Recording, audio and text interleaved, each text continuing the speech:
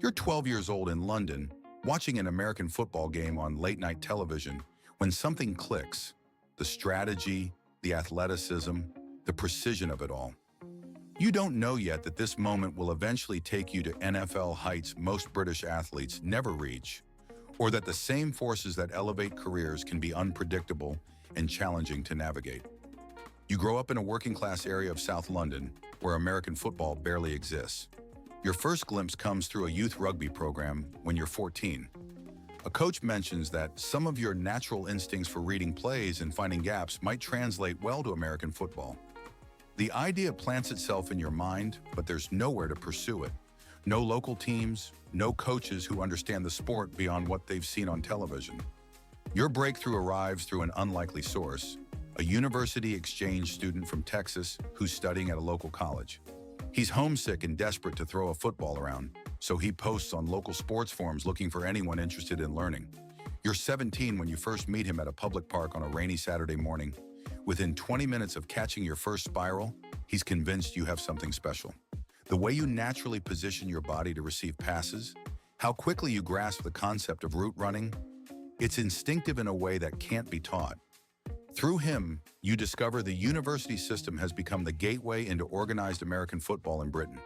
You spend your gap year working construction while training alone, running routes against imaginary defenders in empty parks, studying NFL game film on YouTube until your eyes burn. When you finally make it onto a university team, the learning curve is steep. Your rugby background helps with physicality, but American football demands a completely different mental approach. Every play is choreographed. Every movement has a purpose.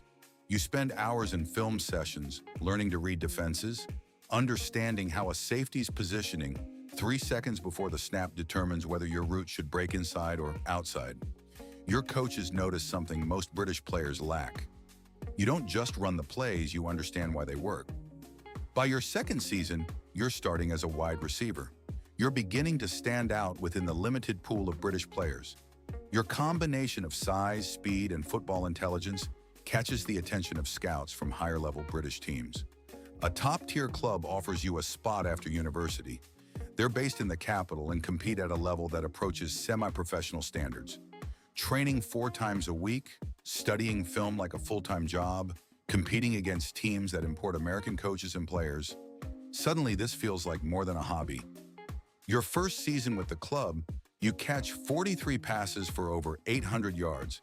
The numbers might seem modest by American standards, but in British American football, they're exceptional. More importantly, you're developing the kind of technical precision that catches international attention. When NFL scouts attend British games, which happens more frequently now, they're not just looking for raw athleticism. They're searching for players who understand the mental side of the game. That understanding becomes your calling card. While other British players rely on their rugby backgrounds or natural speed, you've developed something rarer, the ability to read coverage pre-snap and adjust your routes accordingly. It's a skill that typically takes American players years to master, and you're doing it in a league where most players are still learning basic route concepts. The moment everything changes comes during a match against a rival team. An NFL scout attending the game approaches you afterward, not with promises or contracts, but with a simple question. Would you be interested in attending a private workout if an opportunity arose? For the first time, the NFL doesn't feel like a fantasy. It feels like a destination you might actually reach. What would you do if an NFL scout asked you that same question after watching you play in a small British league? Comment your answer below. Now let's see what happens when that opportunity actually arrives. 3 years after that conversation with the scout, you're standing in an NFL locker room, pulling on a jersey that bears your name above a number you've dreamed of wearing since you were 12. The International Player Pathway Program has become your bridge from British amateur football to professional American football. Your route wasn't traditional.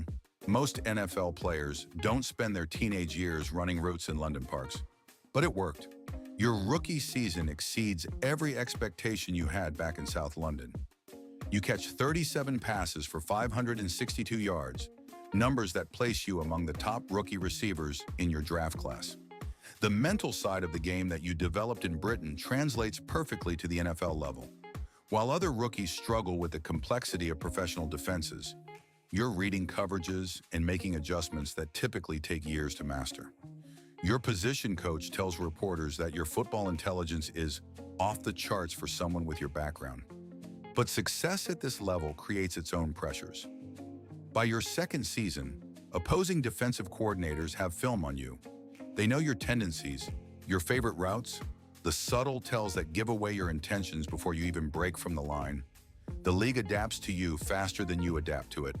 Your catch percentage drops from 82% to 71%. Your third season becomes a test of everything you learned during those years of development in London. The work ethic that carried you from amateur British football to the NFL becomes your anchor when the media starts questioning whether your rookie success was sustainable. You spend extra hours in the film room, the same way you once studied YouTube footage in your gap year. The difference now is that every mistake is dissected by analysts. Every dropped pass becomes a talking point about whether international players can truly compete at the highest level. The mental pressure intensifies in ways you never anticipated during those early morning training sessions in London parks. Social media amplifies every criticism. You start second-guessing decisions that once came instinctively, hesitating on routes you used to run without thinking. The confidence that carried you from South London to the NFL begins to crack under the weight of expectations and scrutiny. Your team's offensive coordinator changes after your third season, bringing in a system that doesn't maximize your strengths. The new scheme emphasizes different route concepts, different timing, different chemistry with your quarterback. Everything you've mastered over the past 3 years suddenly feels obsolete. Other receivers seemingly leapfrog you for targets. The fourth season becomes your reckoning. A hamstring injury in the preseason sets you back 3 weeks. When you return, your spot in the rotation has diminished. You're no longer the promising international success story. You're a veteran fighting for relevance in a league that constantly replenishes itself with younger talent. The same scouts who once marveled at your football intelligence now question whether you have the speed to separate from elite NFL defenders. Your fifth season ends with your release. The team that took a chance on an unknown British player decides your salary cap number doesn't match your production. You sign with another team as a backup, then spend a season on practice squads, then find yourself working out for teams that show polite interest but never extend offers. The dream that began in a London park and reached NFL heights has run its course. You return to London with experiences that seemed impossible when you first caught that spiral in the rain. You start coaching young British players who remind you of yourself, athletes with raw talent but no clear path to develop it. Your legacy isn't measured in career statistics or Pro Bowl selections, but in proving that the pathway from British amateur football to the NFL exists for those willing to pursue it relentlessly. The 12-year-old watching American football on late-night television couldn't have imagined the complete journey, not just the heights, but the inevitable decline that comes for every player who reaches the professional level. You rose from London parks to NFL stadiums, achieved something most British athletes never reach, and ultimately learned that even the most improbable dreams have expiration dates. What remains isn't the disappointment of how it ended, but the knowledge that you turned an impossible fantasy into 5 years of professional reality. Subscribe for more incredible sports journeys and watch our video on other international players who conquered American sports.